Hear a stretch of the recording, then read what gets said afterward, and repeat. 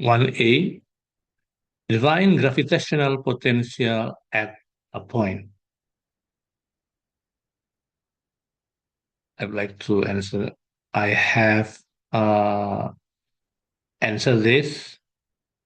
So gravitational potential at a point is the amount of work that would need to be done per unit mass to move an object to that point from a reference point of zero potential. Okay. A satellite X of mass m, the satellite X, orbits a planet at a constant distance 4r. Okay. From the center of the planet as shown in figure 1.1, the center of this planet. Next. A second satellite Y of mass 2m, the satellite, orbits the planet with orbital radius r. The gravitational potential at x due to the planet is minus pi. The planet is of uniform sphere.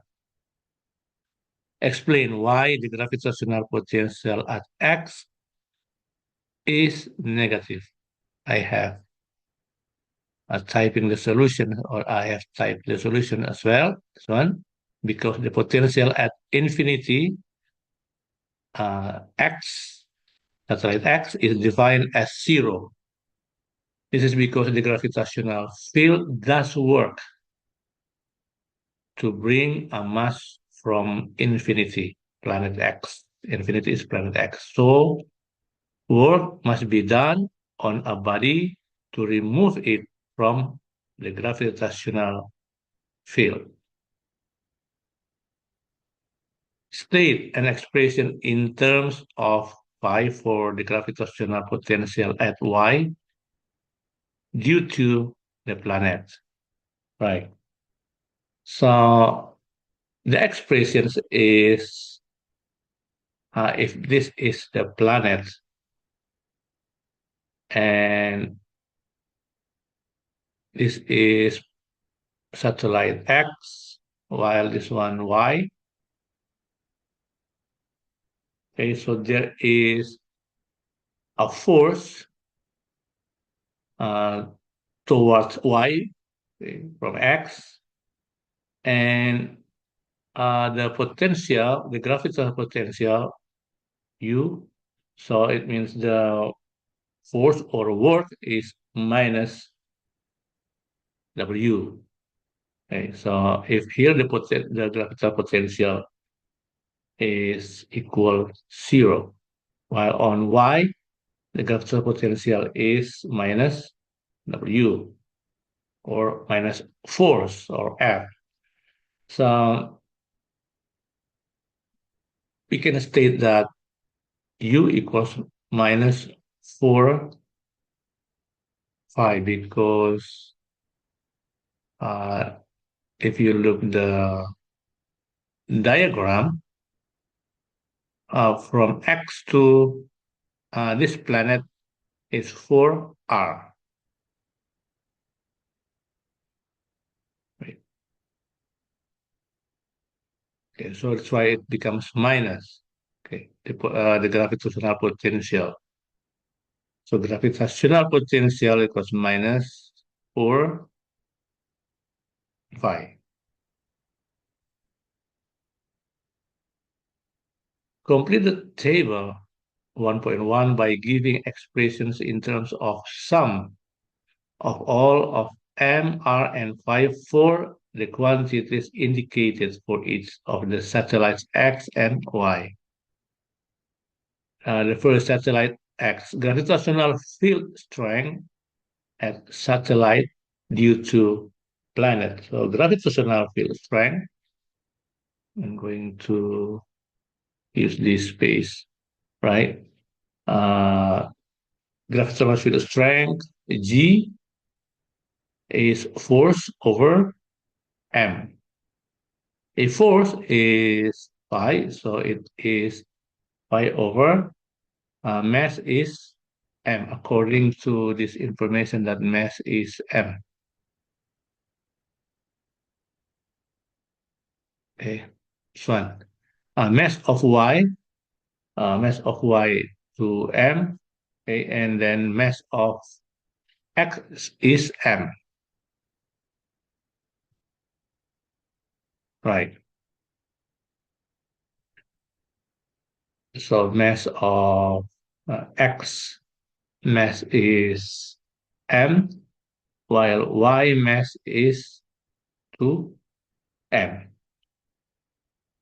Okay, so the implications of uh, this formula that for gravitational potential of x, it is pi over 4r, because the distance or the distance from the planet to x is 4r, while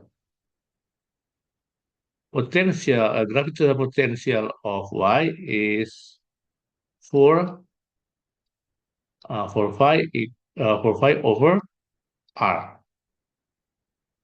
This, so we can write here the gravitational field strength at satellite due to planet is uh, yeah, pi over 4r, and then this is 4 pi over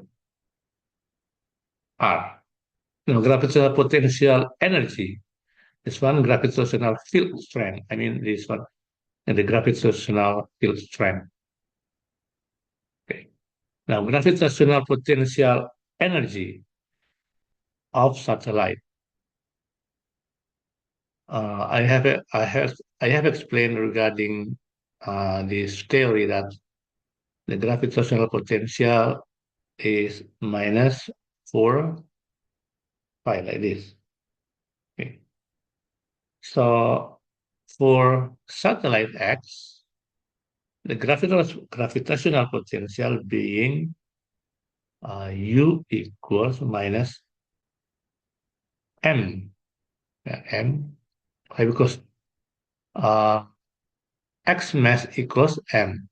So it is minus M pi.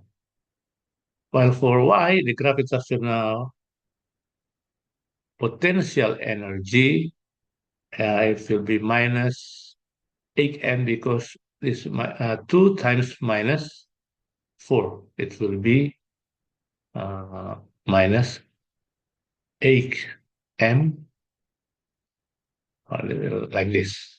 Yeah.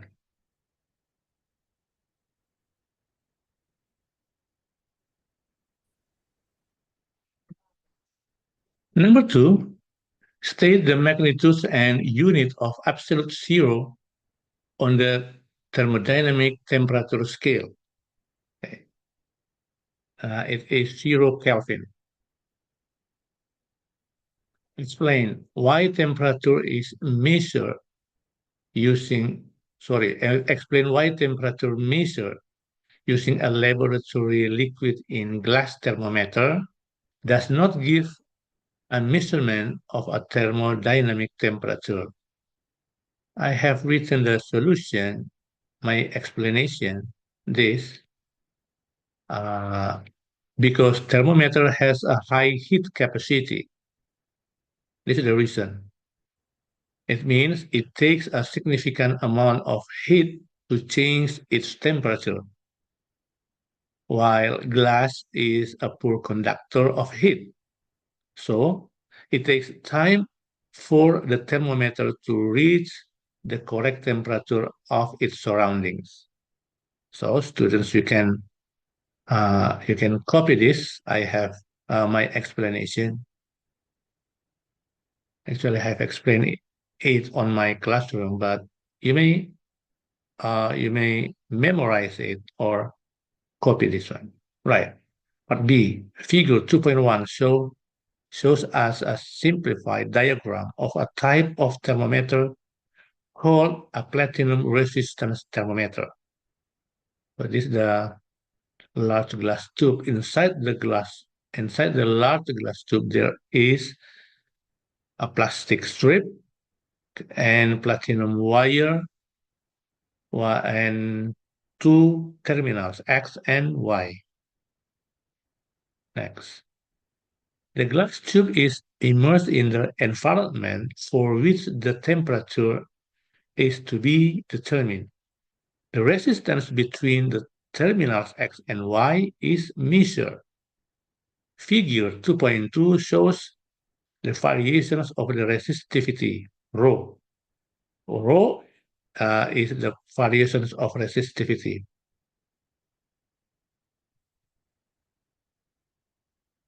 Okay, shows the variations of the resistivity rho of platinum with the thermodynamic temperature T. So if you look this diagram, this diagram between the relation between rho, the variations of resistivity, and T, the temperature, thermodynamic temperature.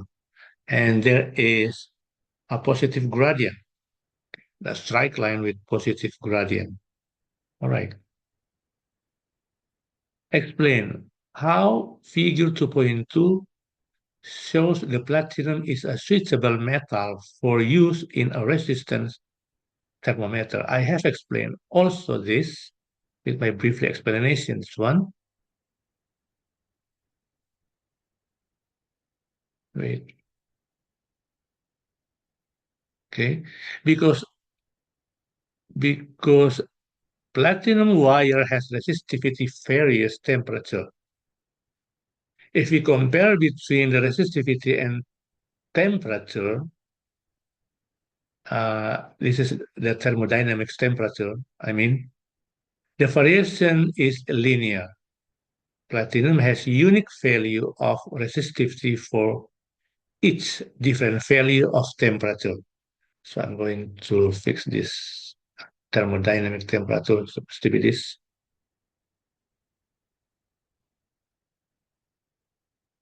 Okay.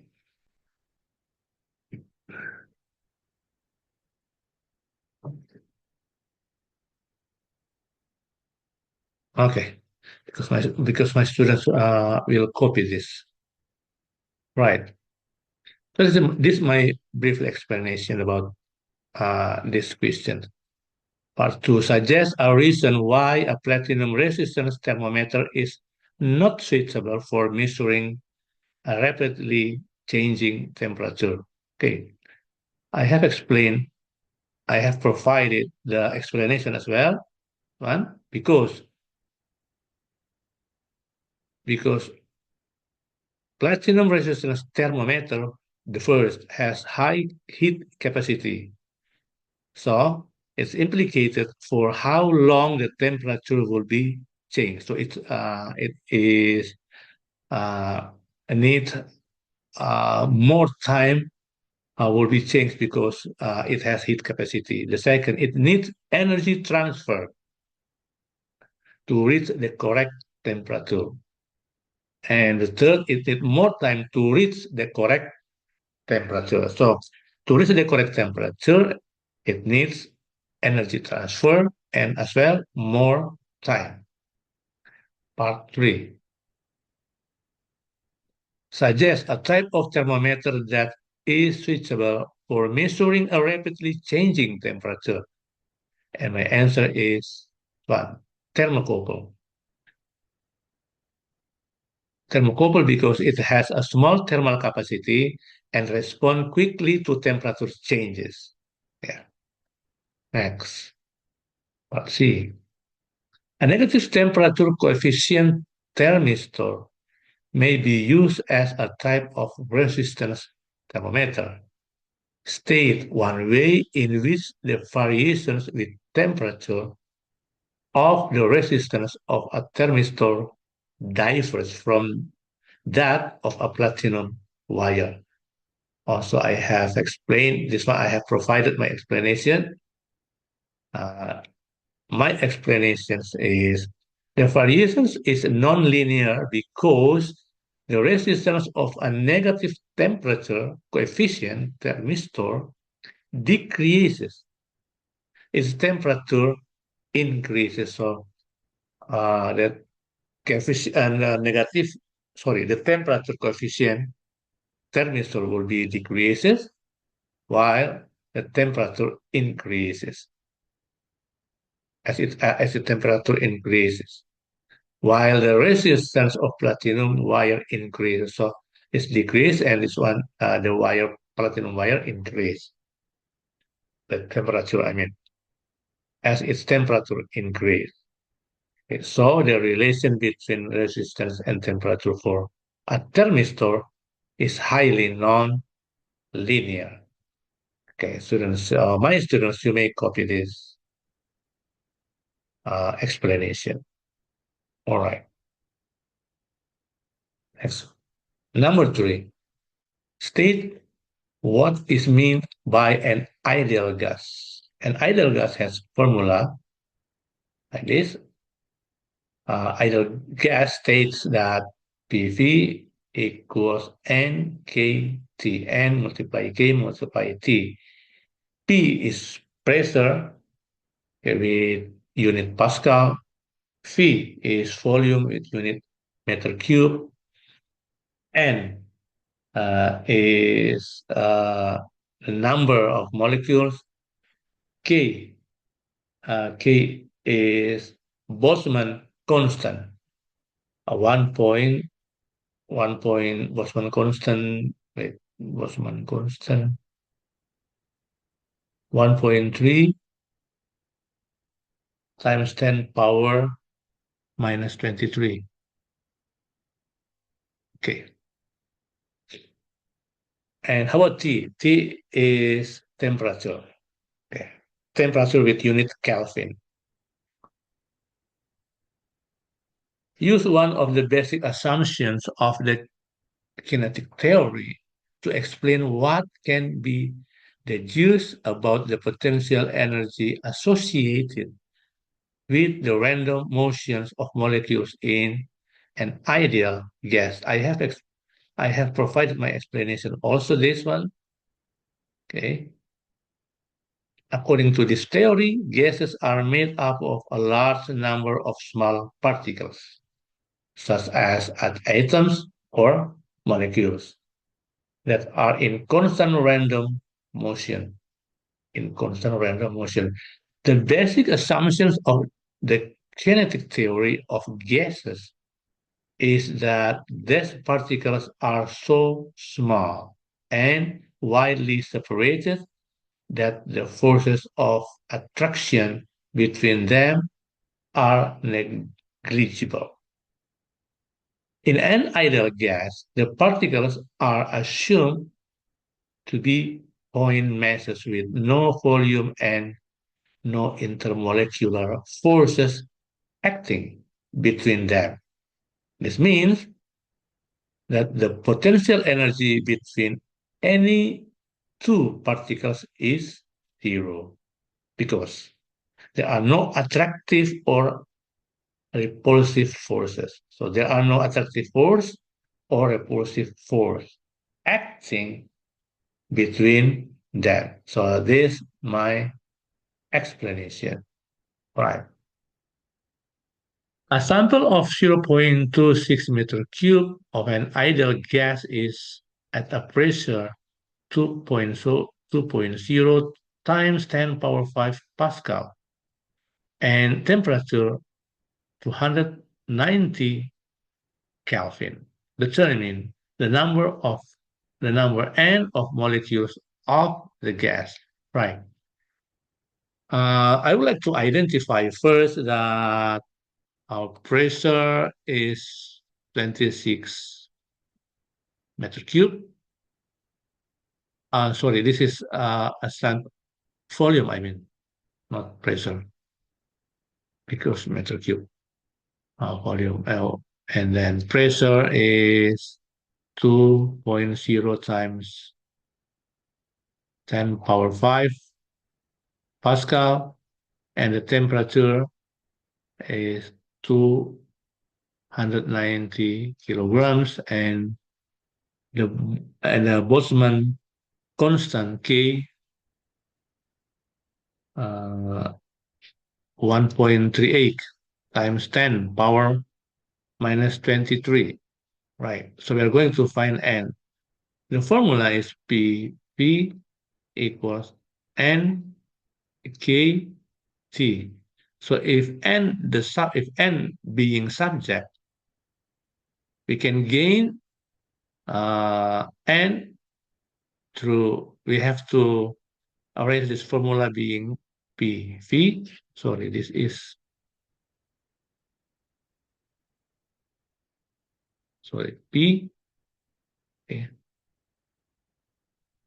pressure, over K T. This is the formula. So we can uh, determine N through this calculation. 2.0 times 10 or 5 Pascal times volume 26 meters cubed over 290 Kelvin, 1.38 times 10 power minus 23. Right. So if you calculate, I'm going to continue here. 2 times 26 will be, uh, sorry, this one, yeah, this is meter cube. So, wait, oh, zero, sorry, 0.0.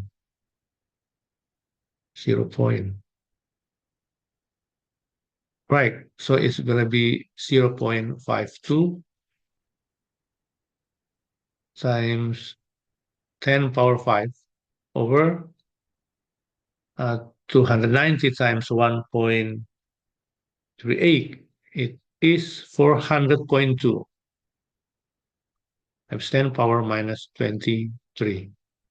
0.52 over 400.2. It is 0.001299 times 5 minus 23, 5 minus 23. It is 10 power 28. And the result is, I will simplify, becomes 1.299 times 10 power 21 to 1 to 3. 28 minus 3, 25. Okay. Or approximately being 1.3 times 10 power 25. So N equals 1.3 times 10 power 25. The average translational kinetic energy of one molecule of the gas. So determine, okay, through this information, we are going to determine the next, the average translational kinetic energy of one molecule of the gas. All right. The formula is the kinetic energy 3/2 times kT. Okay. So it is 3/2 times K is 1.38, 10 power minus 23 times 290, and it is 600, 290 times 1.38, so 300.3. 10 power minus 23. Or I would like to arrange become like this, 6.003. Or 1, 2. It means becomes 10 power minus 21. Or approximately becomes 6.0. Okay. So the solution is 6.0 times 10 power minus 21. That one. Determine that I already explained this. The internal energy of the gas. Explain your reasoning. This one, my explanation. Internal energy is the total of the kinetic energy due to the motions of molecules and the potential energy associated with the vibrational motions and electric energy of atoms within molecules. Yeah, this is that. And regarding the calculation, right, the internal energy symbol is U. So U equals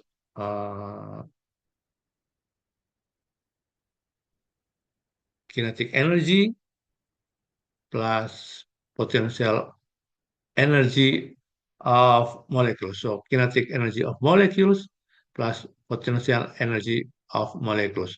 There is no information regarding potential energy of molecules. So we have to assume that potential energy of molecules is zero. So it means U equals kinetic energy of molecules, right? So it means uh, U equals U equals wait, n how much? We have to find n first. So 1.3 times 10 power 25. Okay. 1.3 times 10 power 25 times kinetic energy, this one, 6.0 times 10 power minus 21 joule. Okay. So it becomes U equals 1.3 times 6. It is 7.8 times 25 minus 21 10 power 4. So joule. So the solution here, 7.8 times 10 power 4.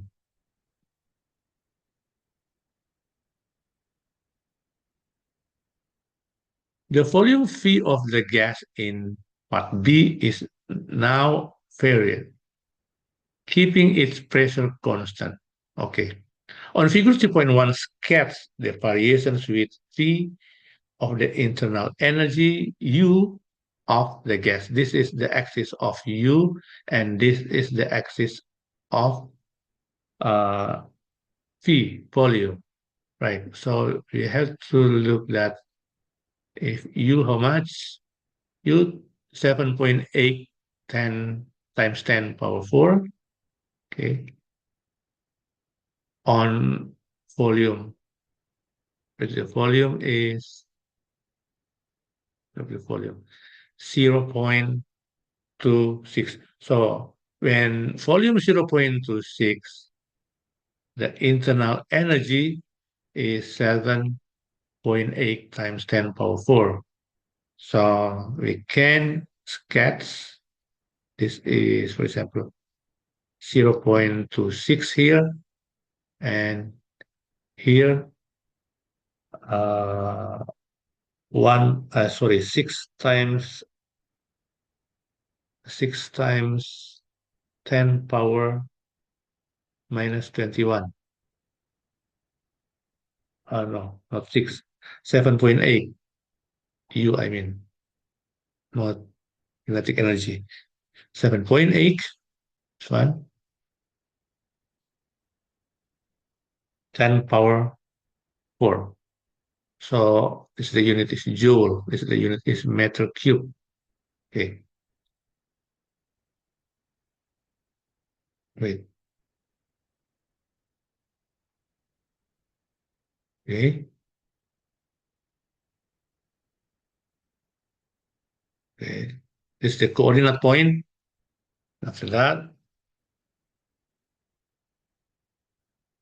through origin, this is the strike line.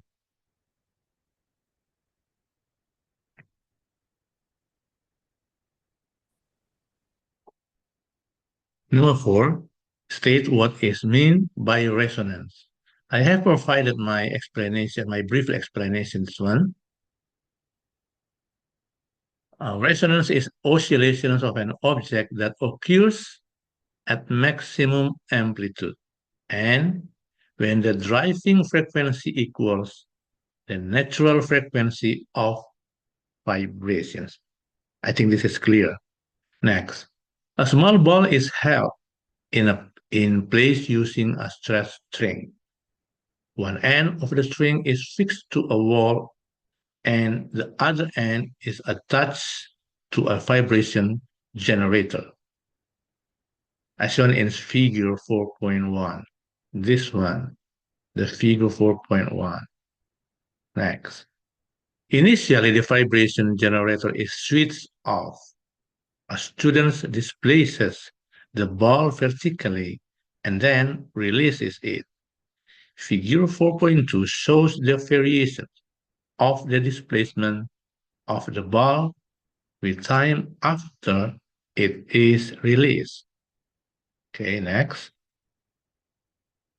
This is the graph or the diagram, displacements against time. And there is oscillation, right? Question, state the name of the phenomenon illustrated by the decrease in the amplitude of the oscillations. I have provided as well. The phenomenon name is like damping. Like damping occurs when amplitude of an oscillation is slightly less than the previous amplitude. So if you evaluate this oscillation that you look that this is the first oscillation, the second oscillation, and then if you look this oscillation that this oscillations is less than this amplitude less than the first amplitude, this one amplitude, right? So this phenomenon we call as like damping. Explain the decrease with time of the amplitude of the oscillations of the ball, okay, due to its lost energy. So oscillations actually occurs because, like damping, I mean, occurs because the oscillations lost its energy. If an oscillation lost energy, the oscillations, the like damping, I mean, will be happening on that oscillation. Okay, next. Determine the frequency of the oscillations of the ball. To determine frequency, we are going to use this formula. As you know that F equals 1 over T, right? It means 1 over 0.25, right? Because T equals 0.25 and the result is 4.0 hertz. 4.0 hertz. All right. Next. The vibration generator in part B is switched on and its frequency of vibrations is gradually increased from 0 to 10 hertz. Okay. Sketch the variations with F of the amplitude of the oscillations of the ball. Okay. I would like to sketch with 4 is the maximum. See, this I would like to, if it is 2.5 to 5, it means the distance is 2.5. 2.5 divided by 10, it is 0.25, 0.25, 0.5. So if this is 4, it means this 5, it means 5.4 here, and then 4 here, 5.4 and 4 here. Okay, this is 4. So let's go around here. Yep, around here. And because of light damping, the light damping graph like this. Okay, there. That is the sketch of light damping. Number 5, define electric field. Electric field understanding is the force per unit positive charge that a charged particle exerts on another charged particle. This is my explanation. Figure 5.1 shows two parallel conducting plates that are in a vacuum. The plates are separated by a distance of 6.7 centimeters and have a potential difference for 133 volts between them. Okay. These are the plates.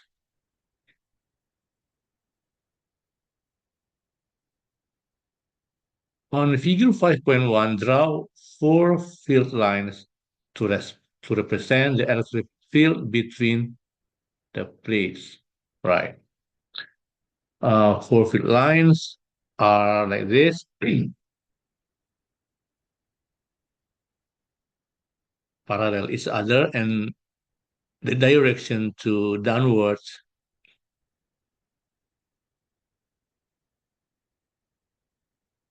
Okay. Determine the strength E of the electric field between the plates. All right. So E equals phi over D, which phi potential difference 430 volts, and D is 6.7 centimeters. I'm going to convert into meters, 0.07, 0.067 meters. So it means E equals 430 over 0.067. And the result is 6417, 6,417.91, and approximately becomes, or not convert, I will convert in, becomes like this, 6.41791 times 10 power minus power 3. And the unit is N over C. Or it becomes, we can approximate becomes 6.4 times 10 cubed. This is the unit. So E equals the strength, 6.4, 10 cubed, N C power minus 1, or N over C. An electron travels at a speed 2.6 times 10 power 7 meters per second towards the region between the plates as shown in figure 5.1. On figure 5.1, draw the path of the electrons as it moves between and beyond the plates. Okay, if these are the plates, okay, so the path of electrons, like this is the path of electrons,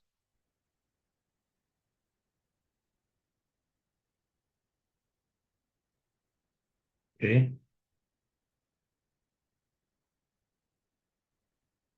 yeah, that's one.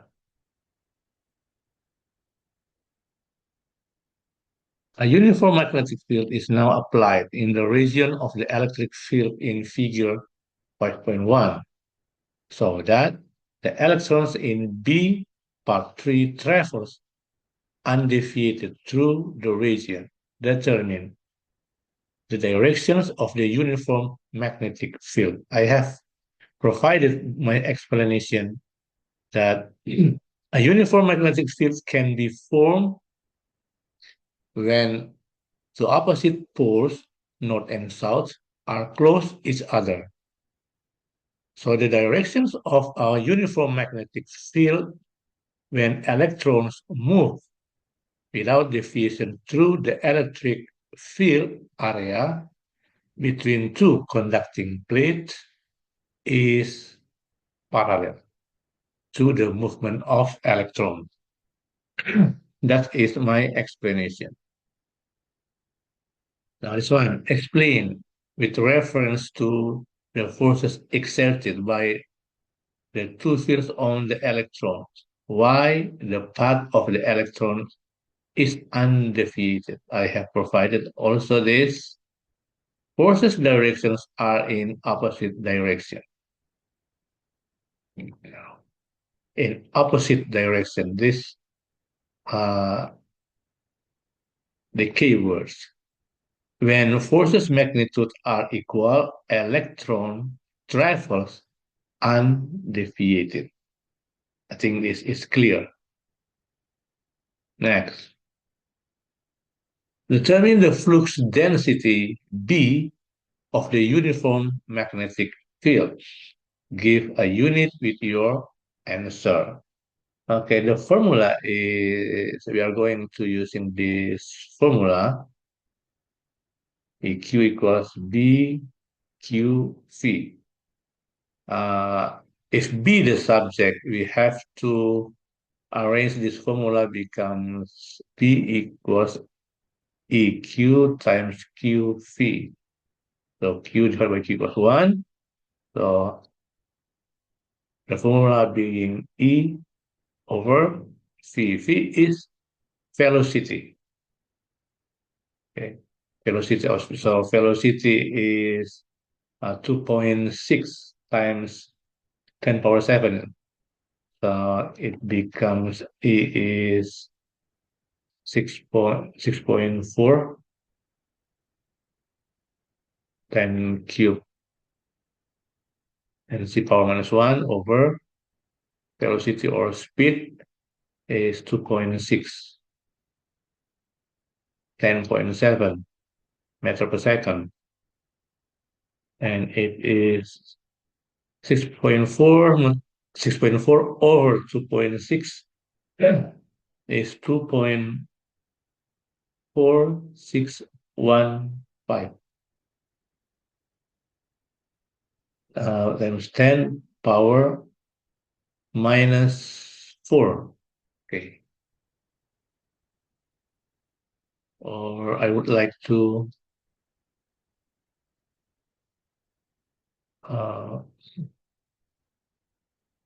it becomes approximate becomes 2.5. Yeah. So the answer is 2.5, 10 power minus 4. Okay, and the unit is Tesla.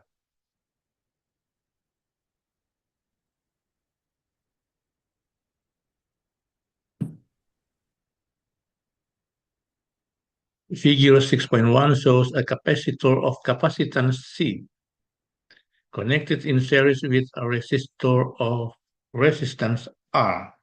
So this is the resistor, and this is the capacitor on a circuit, series circuit. Initially, the switch is open and there is a potential difference of 20 or of 12 volts across the capacitor. At time t equals 0, the switch is closed. Okay, when t equals 0, the switch is closed. So that there is a current in the resistor, of course. Figure 6.2 shows the variations of I and T, of current and time. Explain the shape of the line in figure 6.2, right? We have to explain this graph, right? I have provided my explanation. One, so the potential difference across the capacitor and resistor and electricity flows. So there are potential difference across the capacitor and resistor. And the charge on the capacitor is proportional to the potential difference across the capacitor, and potential difference on the capacitor equal to potential difference on the resistor.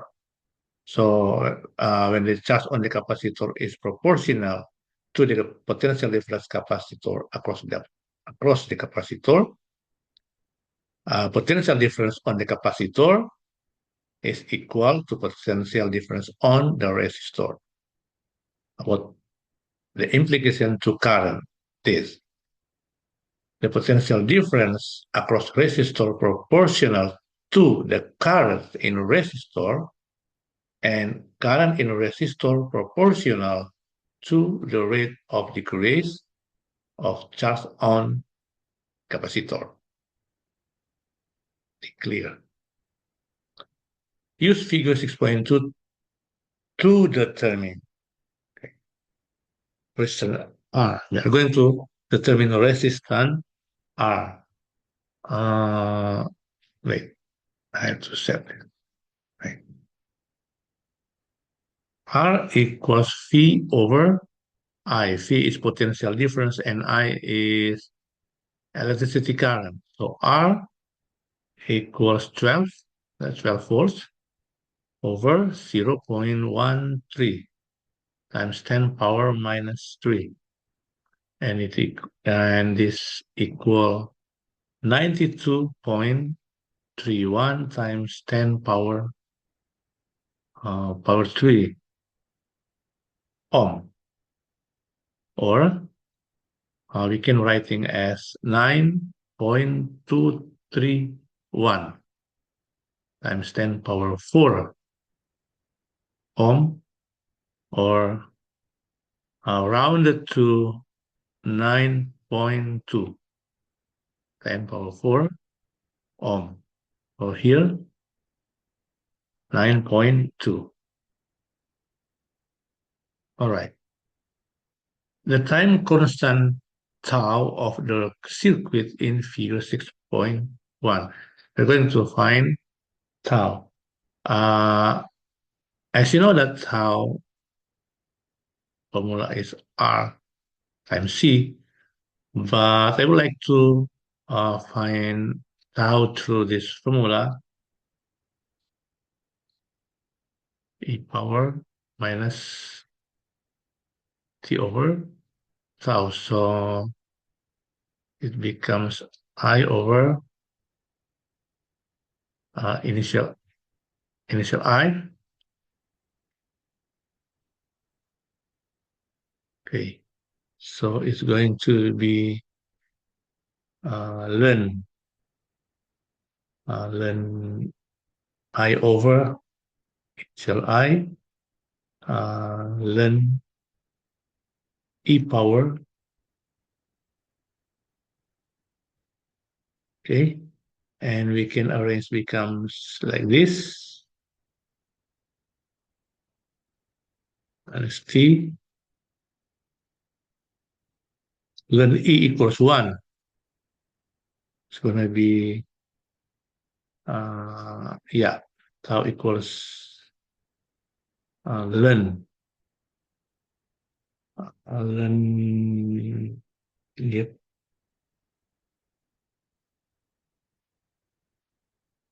And then it means this one, tau equals, oh, sorry. It should be minus T over,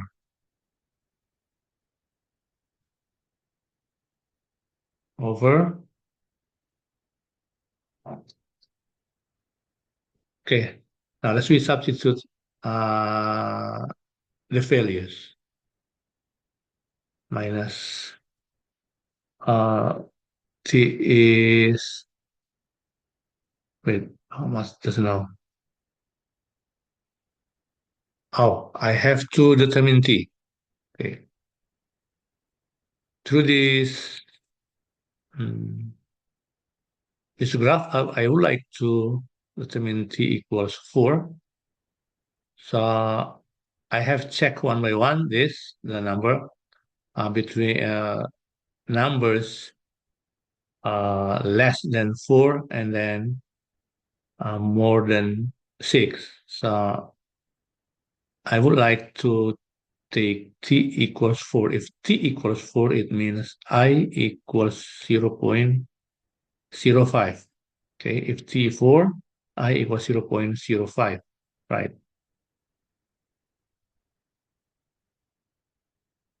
So T equals 4 and I equals 0.05, while uh, the initial current is just now, if I'm not mistaken, 0.13 times 10 power minus 4 or minus 3. Right. Now we are going to substitute this number into this formula, and it becomes minus 4 over ln 0.05 over 0.13. Gonna, it's gonna be minus 4 minus 4 over minus 0.955511, and the result is 4.186, and rounded to 4.2. Of course, secondly unit 4.2. Use your answer in B to determine capacitance C. All right. So as I told you that tau formula is R times C, and if we are going to find capacitance, so we have to set this formula being capacitance is the subject, so it's going to be tau over R. So capacitance tau is 4.2 over this one, 9.2 times 10 power 4, and it is 0.4. Wait, I have to calculate first.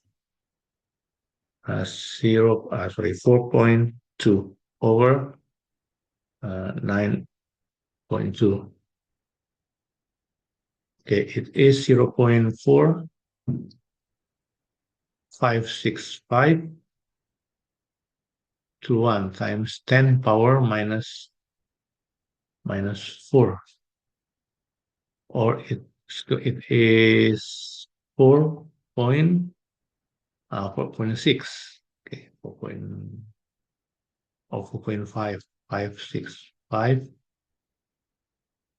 to 1 times 10 power minus 5, or rounded to 4.6 times 10 power minus 5 farad. The unit is farad, or 0.6 times 10 power minus 5 farad. That's the solution. A circuit contains a power supply that provides a sinusoidal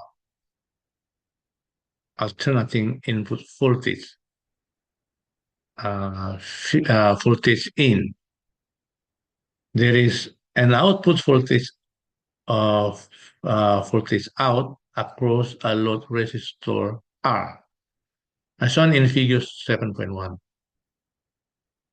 Okay, so this is the V in and this is V out through this resistor. So the resistor role is convert AC to DC, right?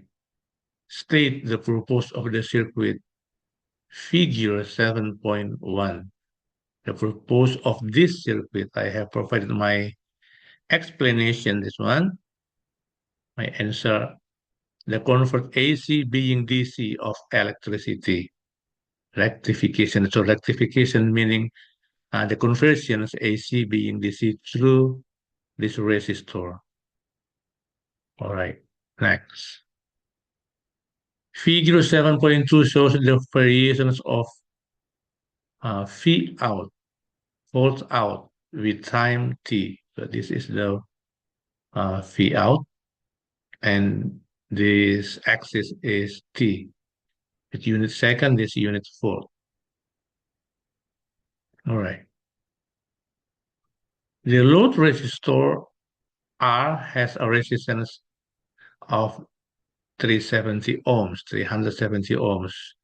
so that the maximum power dissipated in R is 0.22 watts.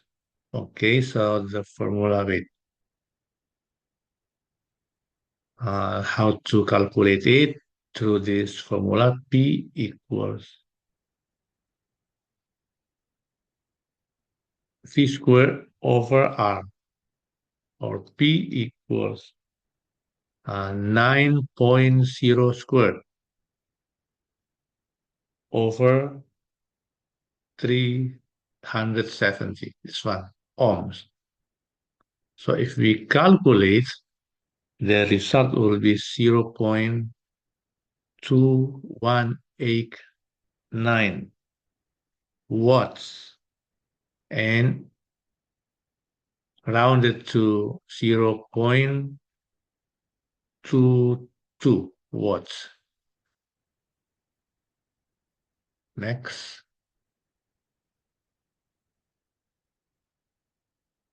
On figure 7.3, sketch the variations with T of the power P dissipated in R. Okay, so through these calculations, we got that the maximum power is 0.22. So it means from 0.2 plus 0.22 will be here, the maximum.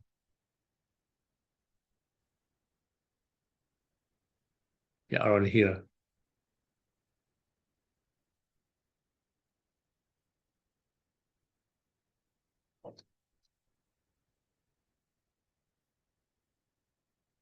Okay. Next. I would like uh, to using this formula to determine t, this axis, and p, time and power. P equals VO squared over R times sine omega t formula. Okay. Now, if t equals 0, if this t equals 0, p will be 0 because sine 0 equals 0. So here, okay, the coordinate point 0, 0, right? P equals 0, sorry, P equals 0, and the corner point 0, comma 0. As well, if T equals 0.02, P also equals 0. So this is the correct point. Also, if 0.04, the correct point is 0, comma 0, 0, and here. If you check, if you substitute 0.04 into this formula, you're going to have P equals 0. Also 0.06, substitute into this formula, you're going to have 0. And then if you substitute 0.08, the formula would be the P value is equals 0 as well. Now, the maximum is 0.2, 0.22, okay, around here. So based on this result. So it means the amplitude, okay, the amplitude is 0.22. So amplitude equals 0.22. All right. So how we got this? If you substitute 0.22 here, okay, so this formula will becomes you uh, substitute the fields of V0 and R into here. So you're gonna find that if P equals 0.22, if P equals 0.22, you're gonna find that I have calculated this, that T equals 0.01. Okay, so or 0.01 around here. Okay, and the coordinate point here. This is the coordinate point. Next, what else? I already checked one by one of this point as well.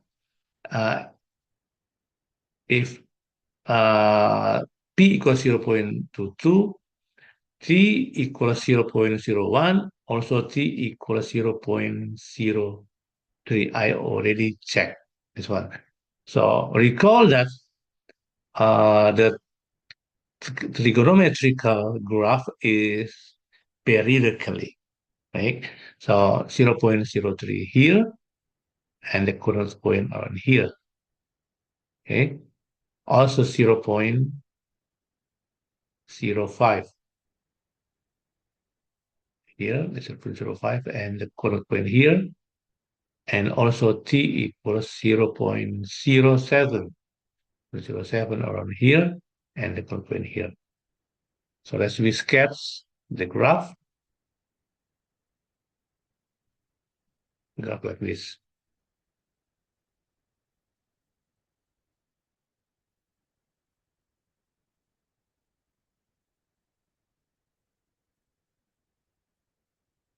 Okay.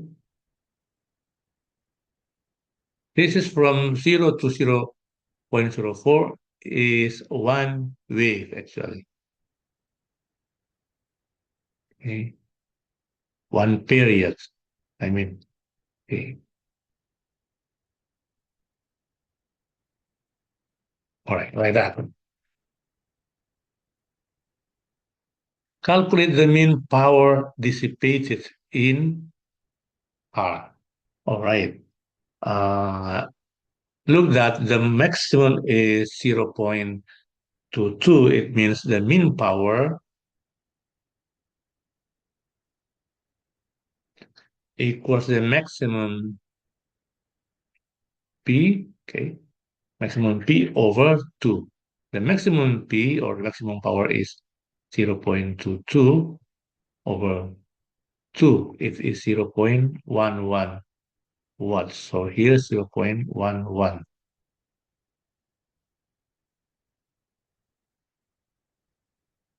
The circuit of figure 7.1 is disconnected. Okay, and R or resistor is connected directly across the power supply. Explain without calculation how the mean power now dissipated in R compares with the answer in B part 3. As you know that just now I have determined P through this formula P equals V squared over R sine omega t. If this circuit is connected, it will be implicated to this value. Okay. And I have provided my explanation for this one. Okay. If the circuit disconnect, implicated to the mean value. Okay. The mean value will be equal. And the power time graph is identical because uh, the power will be not dissipated in R if this circuit disconnected. Okay.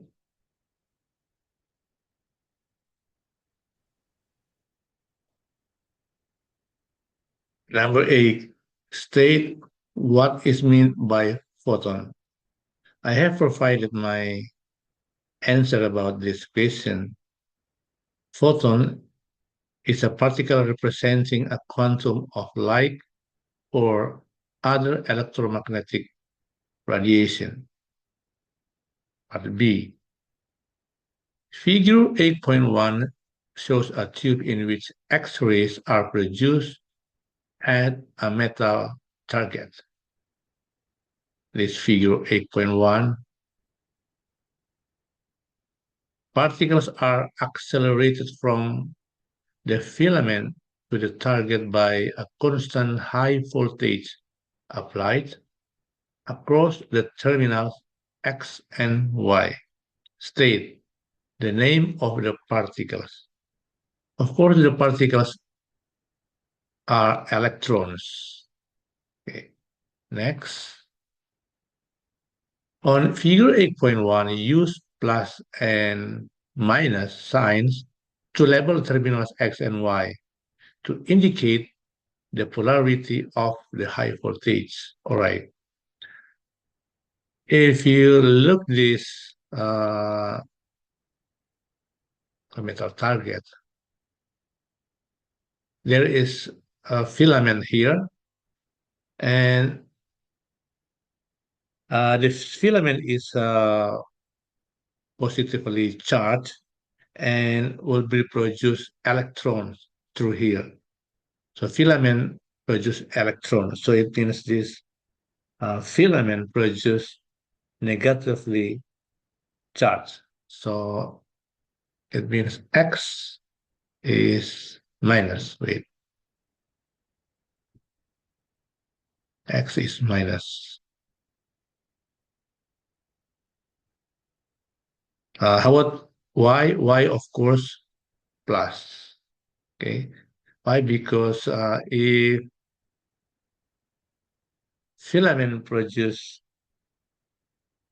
negatively charged, so metal will produce uh, the positively charged. That is metal target. Okay. Next.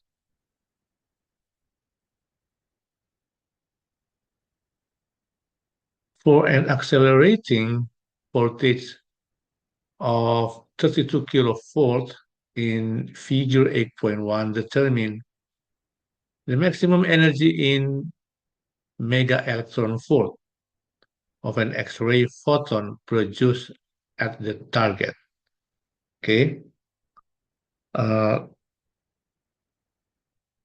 the formula is, I'm going to using the formula, the maximum energy E equals Q times V, which Q is charge of electrons and V is potential difference. So V equals this one, 32 kilovolt,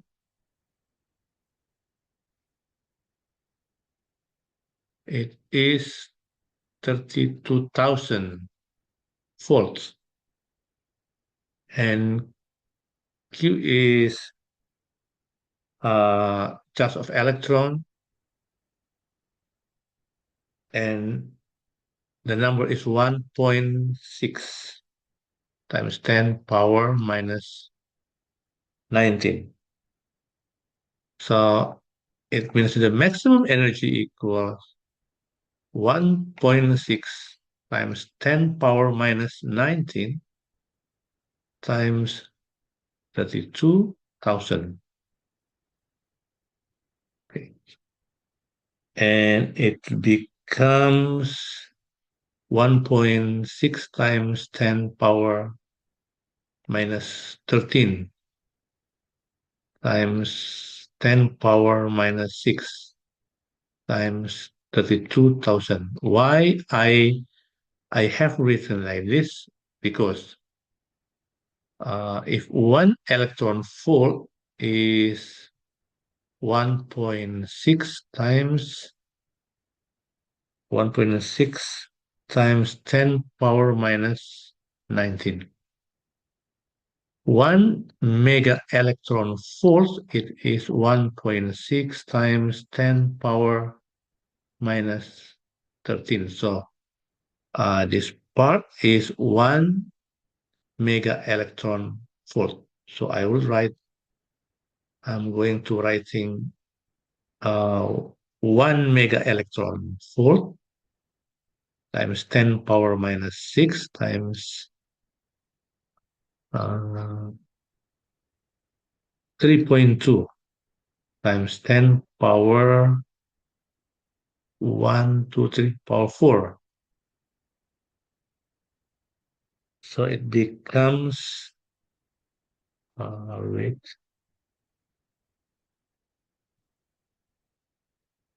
3.2 times, yeah, sorry, my 10 minus 10 power minus 6, 10 power minus 4, it is 1 mega electron volt times 3.2 times 10 power minus 2. So it's going to be 1 mega electron volt times 0.032. So it is 0.032 mega electron volt. This is the result. So the solution here, 0.032 mega electron volt are supposed to be here. Wait, I have to continue here. It is 1 mega electron volt times 0.032 is 10.032 mega electron volt. So, because I'm going to use this space. Right. To the maximum momentum of an X-ray photon produced at the target. Okay. So the momentum, the maximum momentum, I'm going to use P, the symbol, as the symbol of momentum. So P is the momentum of photon. P equals E over C. E is energy, while C is speed of light. Okay. Energy is 0.032. This one. Mega electron volt over speed light is 3 times 10 power 8. It's going to be 0.032 times 1 mega electron volt is 1.6 times 10 power minus 13 over 3 times 10 power 8.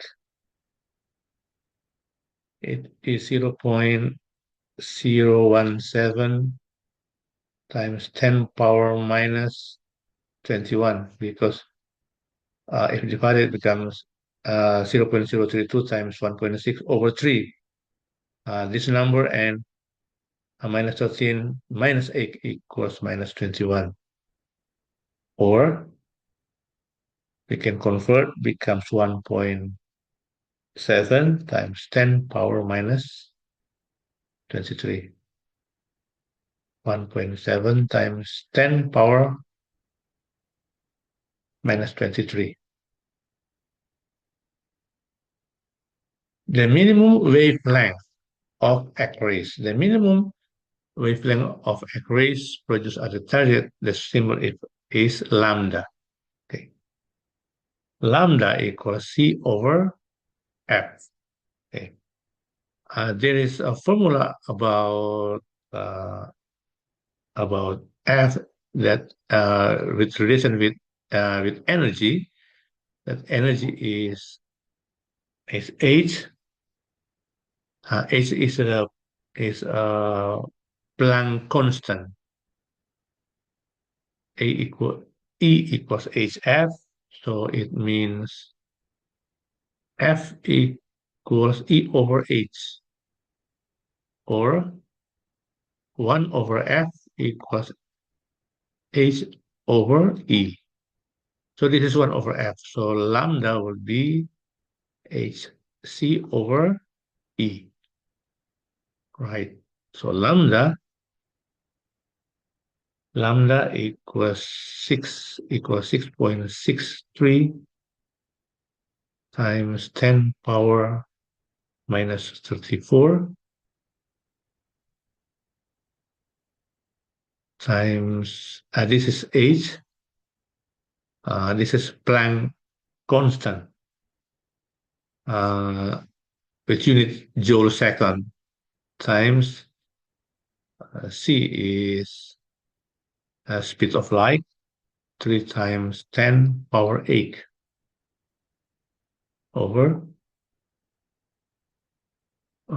E equals 0.032 times 1.6 times 10 power minus 13. Okay. And next, if you calculate, it will be 388.48 times minus 34 plus 8 plus 13. It will be 10 power minus 13. Or it becomes 3.8848 times 10 power minus 11, rounded to 3.9 times 10 power minus 11. So the solution is 3.9 times 10 power minus 11 meters. Explain why X-rays can be used to produce images of internal body structures that have good contrast. I have provided my explanation about this because bones readily absorb X-rays and therefore produce high contrast on the X-ray detector. As a result, uh, bony or bone structures appear whiter than other tissues against the black background of a radiograph.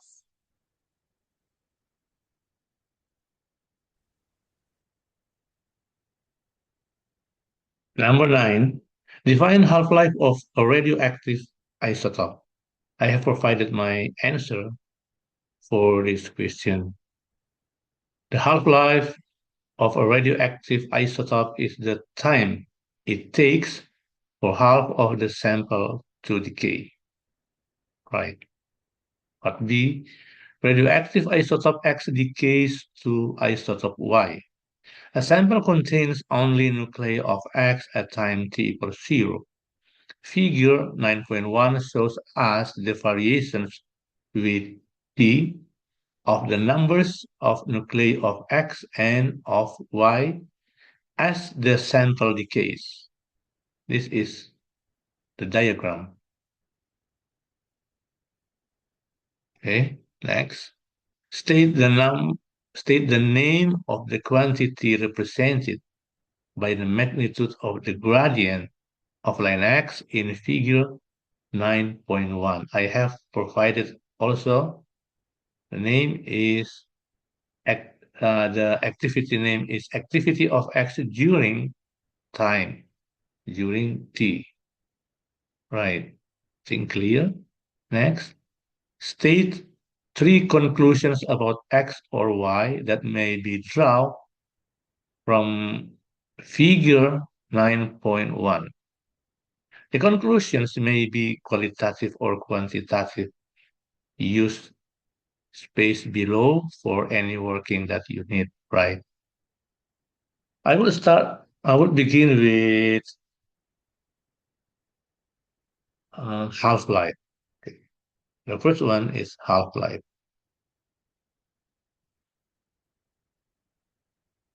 Life, number of half-life is according to this diagram that when t equals 0, okay, when t equals 0, the number of nuclei is 4 times 10 power 22. Half of 4, it means 2. Add 2, and it means the half-life is this one, the intersection between X and Y, right? Between isotope X and isotope Y. And this intersection on, wait, 10, 11, 12, 13, 13.5. So the half-life of X is 13.5. The symbol of half-life, I'd like to using this one, T half. The second, decay constant.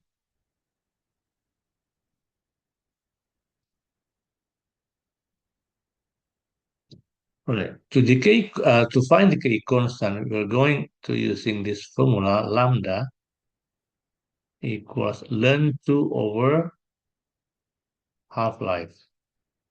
Okay. So it means ln 2 on my calculator 0.691, sorry, 693,147, and it's over this one, 13.5. I have calculated, it becomes, the result is 0.198, and the unit is second power minus 1. The third is about amount of X.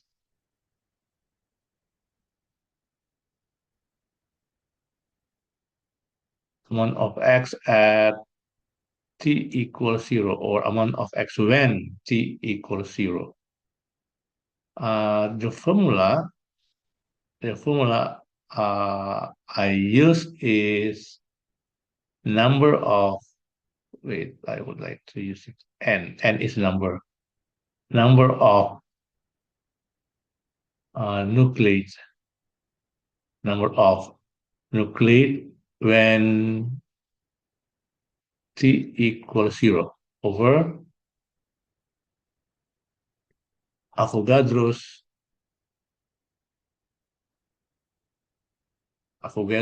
number. Okay, so it is 4 times 10 power 22 over Avogadro's number is 6.022 times 10 power 23. And the result is 0.66423 times 10 power minus 1 because 22 minus 23. And the result is 0.066423 and rounded to 0.066, and the unit is mole. All right, next. And the fourth, I'd like to calculate about activity of X when T equals 0. And the formula is lambda, okay, lambda times n when T equals 0, n 0. So it is, lambda is 0. Just now we calculate already, 0.198 times 4.0 times 10 power 22. And it is 0.792 times 10 power 21. 21 because 22 minus 1. Right, I think clear. Yeah. And when t equals 0 is this one, this number. The mass of radioactive isotope X in the sample in part B is 7.3 times 10 power minus 4 kg at time equals 0. All right. Determine the nucleon number of isotope X. Okay. So the first, we're going to determine mass of nuclei. The mass of nuclei is the mass is this number, the mass of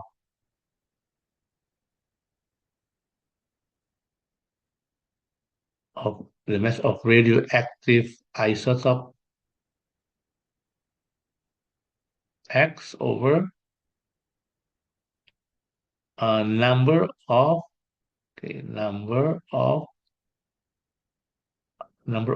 nuclei when T equals 0.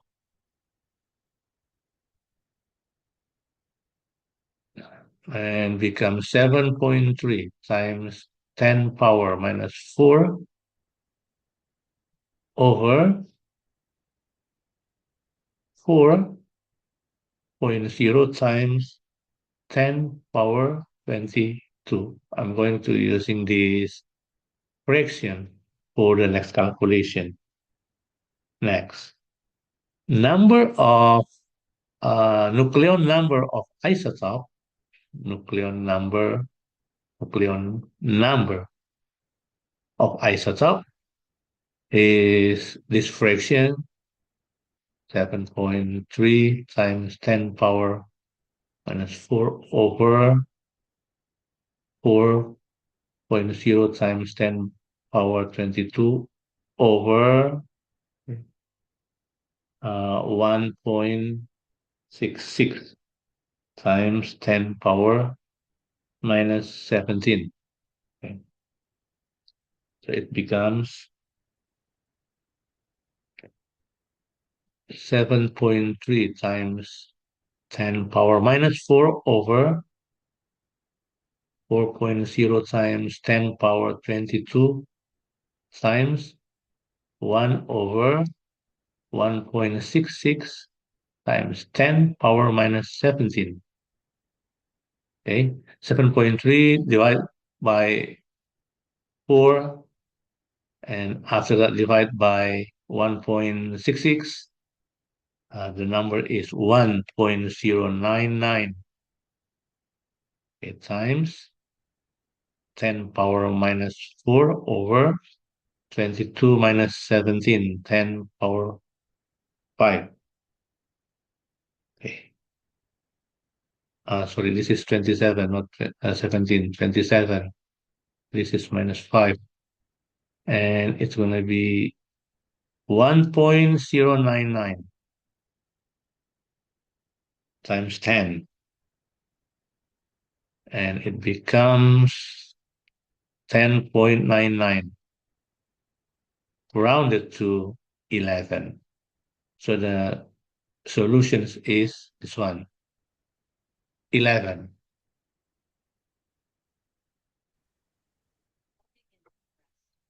Number 10, state what is meant by the luminosity of a star. So I have provided my answer about this question. This question is about the understanding of the luminosity. So for me, the luminosity of a star is a measurement of the total amount of energy radiated by a star per second. A star or other celestial object.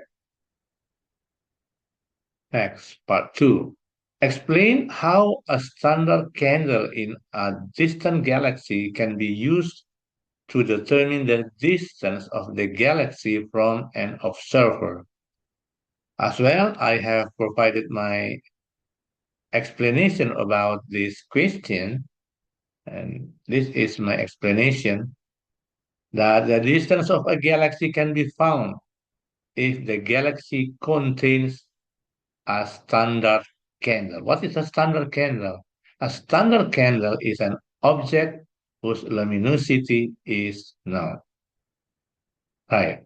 So the known luminosity combined with the measured apparent brightness or flux radiant for the object, it gives us information about the distance.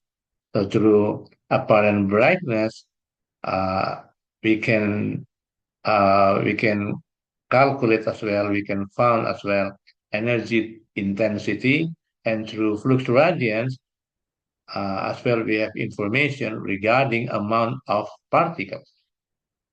I think this is clear. Next,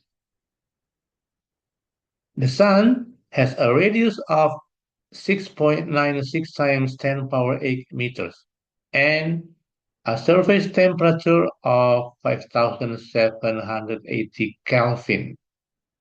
Okay, this is R, this is T, the symbol. Light from the sun is observed to have a peak intensity at a wavelength of 501 nanometers. Calculate the luminosity of the sun, give a unit with your answer. Right. So radius, this is, the symbol is R, this is T, and this one is lambda. Uh, to calculate luminosity, I like to using this formula for pi times sigma. Sigma is Stefan Boltzmann, the Stefan Boltzmann constant number. So sigma is 3.85 times 10 power 10 power minus 8. Yeah. And the unit is what? M power minus 2 and T power minus 4. This is the unit of Stefan Boltzmann constant number. And the formula of luminosity for pi times sigma times r squared times t power 4. So it becomes luminosity equals 4 pi times this number 3.85 times 10 power minus 8 r squared. It means 6.96 times 10 power 8 squared times this number 5780 Kelvin for 4. And the unit is this one, W m power minus 2, t power minus 4. The unit of this is r squared, or sorry, m squared, I mean, and this one t power 4. It is 1 as well. This is 1 also. Right. I have calculated this number, and the result is 3.85387. So times 10 power 26. The unit is watts. And I have rounded, okay, and rounded to 3.85 times 10 power 26 W. So the luminosity is 3.85. The unit is watts.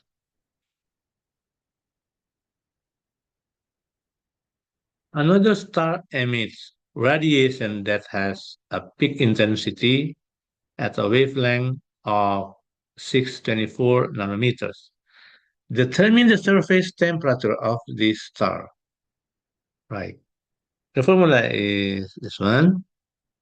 Surface temperature is temperature times lambda. Lambda is a wavelength.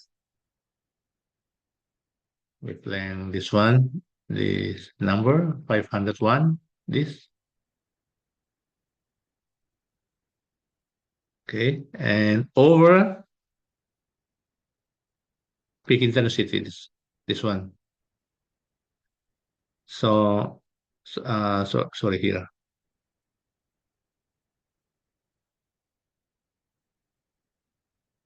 Right. So temperature is 5,780 Kelvin times 501 over the peak intensity 624. Okay, it's nanometer. So it's the unit is nanometer. So uh, that's why the temperature being Kelvin. This is nanometer.